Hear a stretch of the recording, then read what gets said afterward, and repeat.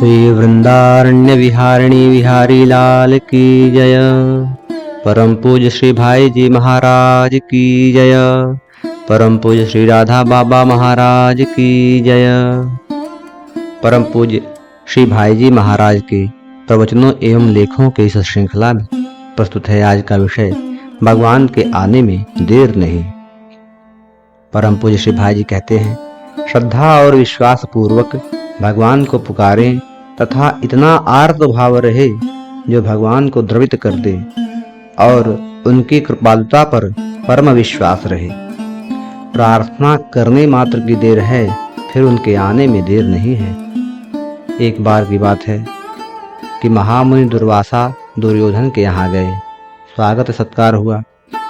दुर्योधन ने मन में समझा कि ये हैं बड़े क्रोधी, पर बड़े सीधे हैं, सरल हैं, बहुत भोले हैं और जो मुंह से कह दें वह करना पड़ता है ब्रह्मा को भी। यह इनकी ताकत है, तो ऐसा उपाय करें कि पांडव इनके शाप के भागी बन जाएं। जिसका हृदय दुष्ट होता है उसके हृदय में इसी प्रकार की योजनाएं आती हैं। दुष्ट व्यक्ति योजना बनाता है, पर बनाता है अनिष्ट की, अपनी भी और जगत की भी। उसके द्वारा सुयोजना नहीं होती। दुर्योधन ने सोचा कि ये आ ही गए हैं और ऐसा कोई प्रयत्न करें कि इनके द्वारा अभिशप्त होकर शाप पाकर पांडव मारे जाएं, तो न अपने को लड़ना पड़े और अपना निष्कंटक राज्य भी हो जाए। आज ये आ गए हैं, काम बन गया। दुर्वासा जी भोजन करके जब आसन पर बैठे तब दुर्योधन ने हाथ पैर दबाए। वे प्रसन्न हो गए। दुर्योधन ने कहा, महाराज जी, एक हमारी प्रार्थना भी है। बोले, क्या? उसने कहा, हमारे 5 भाई और हैं, वे वन में रहते हैं और बड़े धर्मात्मा हैं। महाराज, इतने बड़े धार्मिक हैं कि जगत में कोई है ही नहीं। आप एक बार जाकर उनकी कुटिया को भी पवित्र करें। तो वे बोले, हाँ जाएंगे। कहा, एक प्रार्थना और है महाराज, सवेरे जाएंगे तो उनके अग्निहोत्र में तथा उनके अन्य कामों में बाधा पड़ेगी। आप शाम को जाइएगा। उन्होंने कहा, ठीक है, शाम को ही जाएंगे। सरल हृदय के दुर्वासा जी ने कह दिया, जाएंगे। उनके साथ चलता फिरता विश्वविद्यालय था। पहले हमारे यहाँ गुरुकुल होते थे, चल गुरुकुल तथा अचल गुरुकुल। गुरु जी के साथ विशाल शिष्य समूह चलता था, इसलिए वह चल गुरुकुल कहलाता था।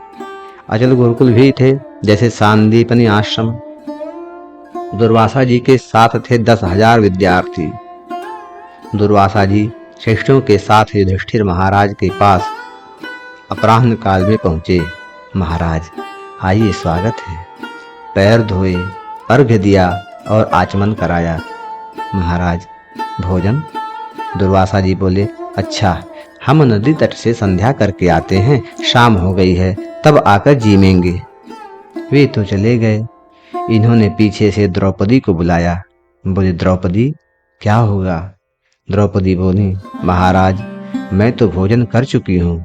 उसे सूर्य भगवान का वरदान था कि जब तक पात्र का भोजन द्रौपदी नहीं खाएगी तब तक उसमें से भले लाखों आदमी आकर खा लें, पात्र रहेगा अक्षय।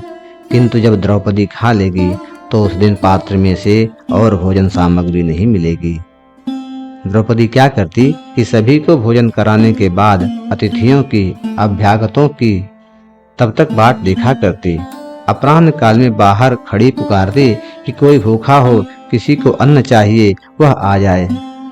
जब दूर दूर के लोग आ जाते, भोजन कर लेते, तब द्रौपदी भोजन करती। रोज वहां भंडारा होता, एक दिन नहीं। दूर दूर के लोग आते कि भाई वहां मिलेगा ही, और मिलता ही था।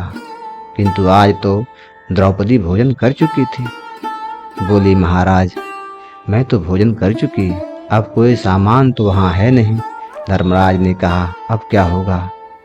द्रौपदी बोली, अब क्या होगा? डरते क्यों हैं आप?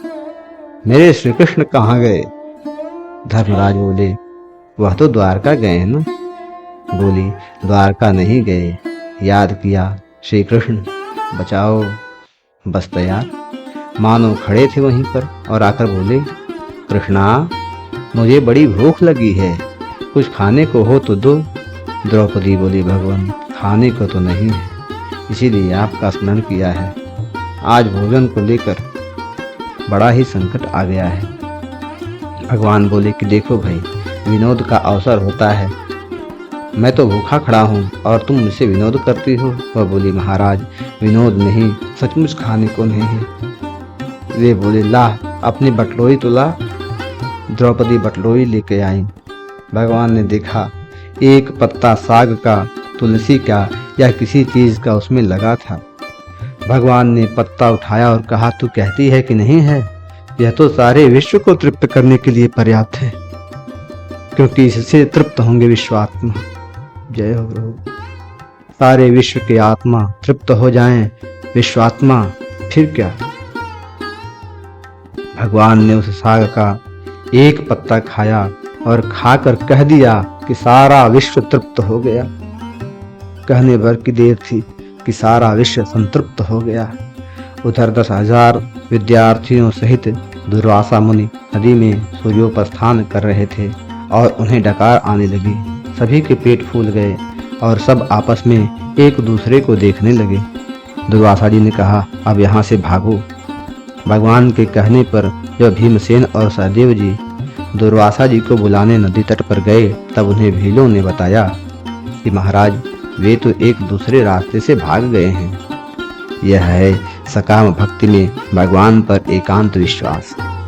सकाम भक्ति हो और निष्ठा यदि अनन्य हो तो वह अनन्य निष्ठा सकामता को नष्ट कर देती है और प्रेम दे देती है।